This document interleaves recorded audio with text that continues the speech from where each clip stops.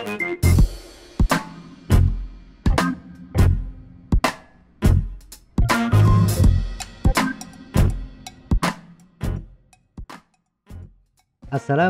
warahmatullahi wabarakatuh dan salam sejahtera untuk kita semua.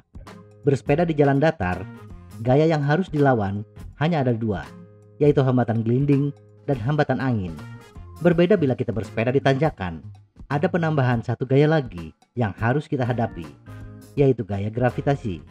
Semakin tinggi kemiringan permukaan, gradien tanjakan, semakin besar gaya gravitasi yang bekerja, dan semakin kecil hambatan angin yang harus diatasi. Bila Anda berencana untuk bersepeda melewati jalur yang menanjak, maka harus mempertimbangkan kemampuan fisik dan keunggulan mekanis drivetrain. Apakah fisik dan sepeda bisa menaklukkan tanjakan dengan gradien tertentu? Berikut ini tips menghitung kemampuan fisik dan menghitung keunggulan mekanis drivetrain sepeda untuk berbagai macam gradien tanjakan.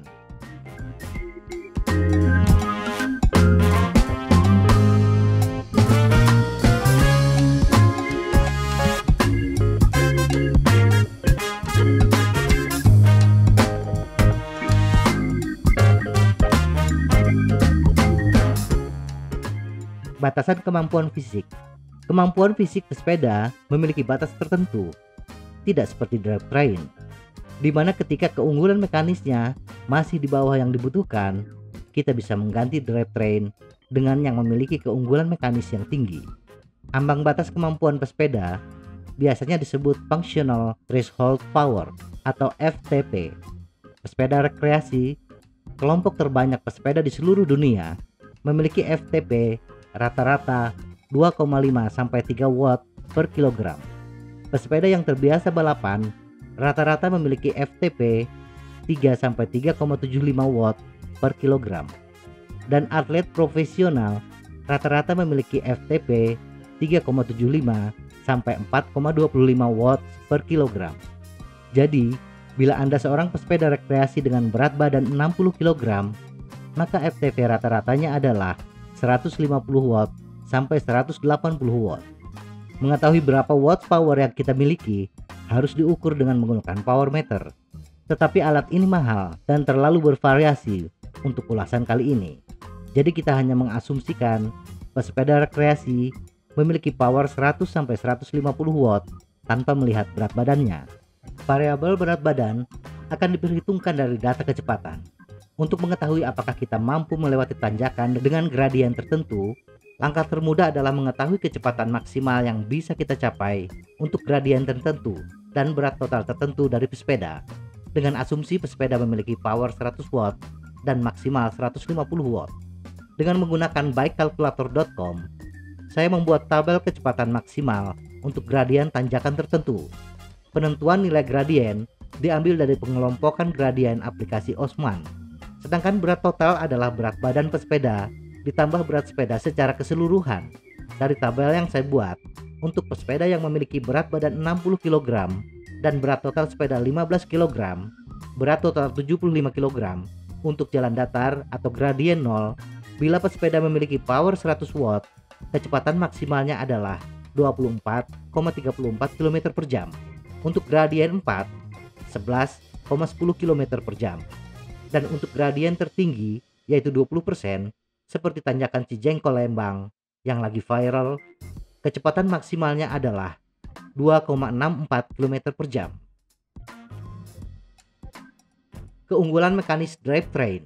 Alat ukur kedua untuk mengetahui kemampuan kita menaklukkan tanjakan adalah keunggulan mekanis drivetrain.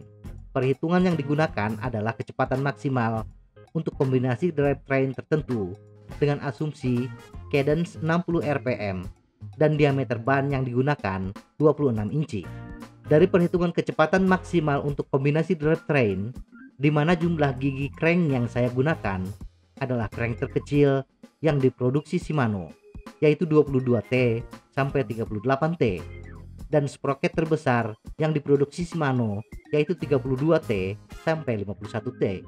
Dari tabel ini, kita mendapatkan kombinasi drivetrain terkecil adalah 2251T, memiliki kecepatan maksimal 3,22 km per jam, dan kombinasi drivetrain terbesar yaitu 38-32T, memiliki kecepatan maksimal 8,86 km per jam. Data kecepatan maksimal drivetrain dari tabel ini kita gunakan untuk membandingkan dengan data kecepatan dari tabel 1, yaitu tabel kecepatan maksimal berdasarkan berat badan pada power tertentu dan gradien tertentu. Perkiraan gaya torsi. Perkiraan gaya torsi berfungsi untuk mengetahui berat ringannya kayuhan untuk berat badan tertentu agar menghasilkan power sepeda sebesar 100 watt atau 150 watt.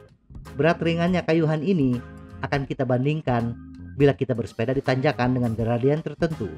Langkah pertama, lihat kecepatan maksimal pada gradien 0 untuk berat total kita. Misalnya berat total kita 75 kg, maka kecepatan maksimal di jalan datar adalah 24,34 km per jam. Selanjutnya, kita harus mencari pada kombinasi drivetrain yang menghasilkan kecepatan 24,34 km per jam. Konversikan kecepatan menjadi meter per menit dengan cara mengalihkan kecepatan dengan 16,667 sehingga kecepatannya menjadi 405,66667 meter per menit. Asumsikan kita menggunakan chainring yang sama ketika kita ditanjakan. Dalam contoh kali ini, kita menggunakan chainring 32T dengan cadence 60 rpm dan diameter ban 26 inci. Rumus mencari gear ratio adalah kecepatan dibagi hasil keliling ban dalam satuan meter dengan rpm. Keliling ban adalah 26 inci kali 0,0254 meter kali 3,14 sama dengan 2,07366 meter. Maka gear ratio adalah 405,7 meter per menit dibagi hasil kali 2,074 meter dengan 60 rpm, yaitu 3,26. Bila chainring yang dipakai adalah 32T, maka jumlah gigi sprocket adalah jumlah gigi chainring dibagi gear ratio, yaitu 9,8 dibulatkan menjadi 10T.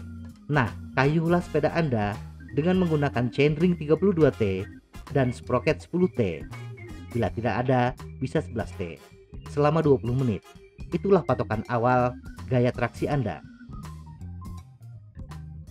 Cara mengetahui kemampuan pesepeda. Dari tabel 1, cari kecepatan maksimal untuk berat total kita dan gradien tanjakan yang akan kita lalui. Misalnya kita memiliki berat total 75 kg dan jalur bersepeda yang akan kita lalui memiliki gradien tanjakan 16%. Maka kecepatan maksimal kita bila menggunakan power 100 watt adalah 2,82 km per jam. Sedangkan sepeda yang kita bawa, misalnya Xstrada 6, memiliki chainring terkecil 32T dan sprocket terbesar 42T. Maka dari tabel 2, kita dapatkan kecepatan maksimal 5,69 km per jam. Kemudian kita bandingkan kecepatan maksimal dari tabel 2, 5,69 km per jam, dengan kecepatan maksimal dari tabel 1, yaitu 2,82 km per jam, untuk mendapatkan power ratio kita. Istilah power ratio hanyalah istilah saya. Saya belum menemukan istilah yang resmi. Bagi yang mengetahui, tolong kasih tahu di kolom komentar. Dari data ini, kita dapatkan power ratio adalah 2. Ini berarti kita harus mengayuh pedal setengah dari 60 rpm atau kita mengayuh pedal dengan cadence 30 rpm. RPM yang lebih lambat menuntut gaya traksi yang diterapkan lebih besar pula, yaitu 2 kali lebih berat bila dibandingkan dengan gaya traksi patokan Anda. Untuk mempertahankan power sepeda tetap 100 watt, gaya torsi adalah tenaga untuk menginjak pedal. Kemampuan waktu bertahan kita pun juga bisa diperkirakan dengan menggunakan power ratio. Bila kita bisa bertahan selama 20 menit ketika mencoba gaya traksi patokan awal, maka waktu bertahan di tanjakan adalah 20 menit dibagi 2, atau hanya bisa bertahan 10 menit.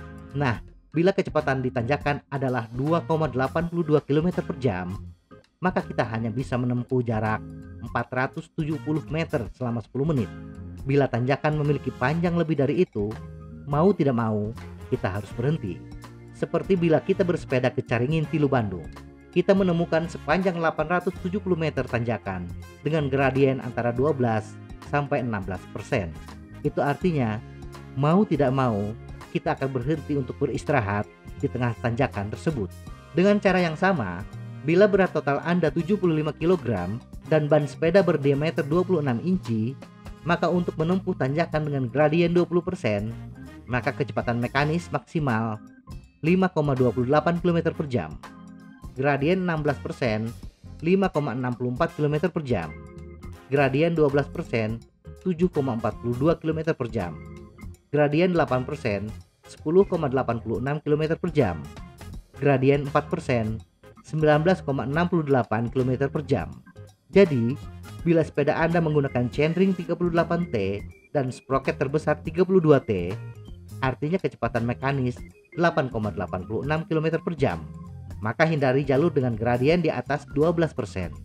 Jadi bila dari perhitungan Anda, jalur sepeda yang ditempuh mengharuskan Anda memporsi tenaga lebih dari 2 kali lipat, power ratio di atas 2, tolong pikirkan lagi jalur tersebut. Atau bila Anda tetap ingin melewati jalur tersebut, sebaiknya matador saja. Manggih tanjakan, dorong, itu lebih aman untuk fisik dan jantung Anda. Bersepeda itu sehat, maka jangan sampai bersepeda membuat badan Anda menjadi tidak sehat. Semoga informasi ini bermanfaat. Tetap sehat. Salam goes.